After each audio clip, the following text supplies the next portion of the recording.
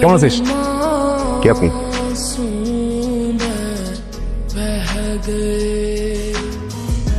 নিজের ভাইকে চিনতে পারছিস না? কি আমার ভাই?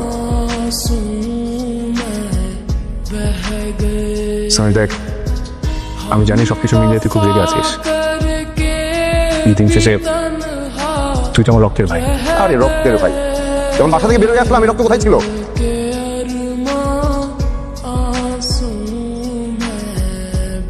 আমি মানছি সামি, তখন আমি কিছু করতে পারি না, কিন্তু তুই তো এইভাবে রক্তের সম্পর্ক ডিনাই করতে পারিস না। আমরা অপরিচিত, আমাকে আপনি চেনেন না, আর আপনাকে আমি জীবনেও দেখি নাই। ভাই, আমাকে ভুল বুঝিস না। আমার কথাটা একটা বছর আমারই হয়তো ভুল ছিল। ওঠ, শট।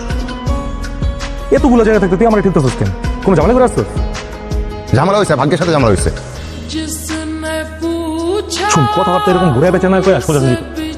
ফাহাদ ভাইয়ের সাথে দেখা হয়েছে, আচ্ছা বলে দিচ্ছি আমি তাকে চিনি না। শুন সামি, ফাহাদ ভাই তোর বড় ভাই, তোর তাদের সম্মান দিয়ে কথা বলা উচিত।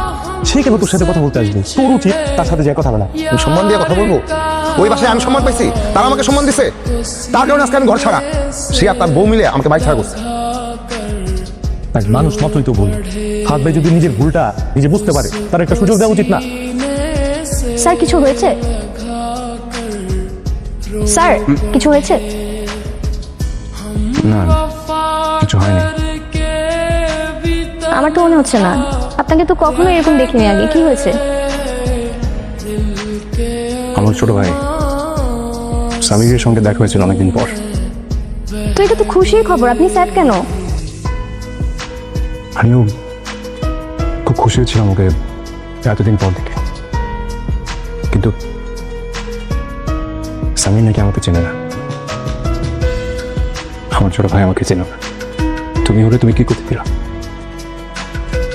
তোমার রক্তের সম্পর্ক যদি সবার সামনে তোমাকে চিনতে অস্বীকার করে, তখন আমি খুব খারাপ না হতে পেরেছে একজন ভালো ভাই, না হতে পেরেছে একজন ভালো সন্তান, না হতে পেরেছে একজন ভালো স্বামী, কিছু না।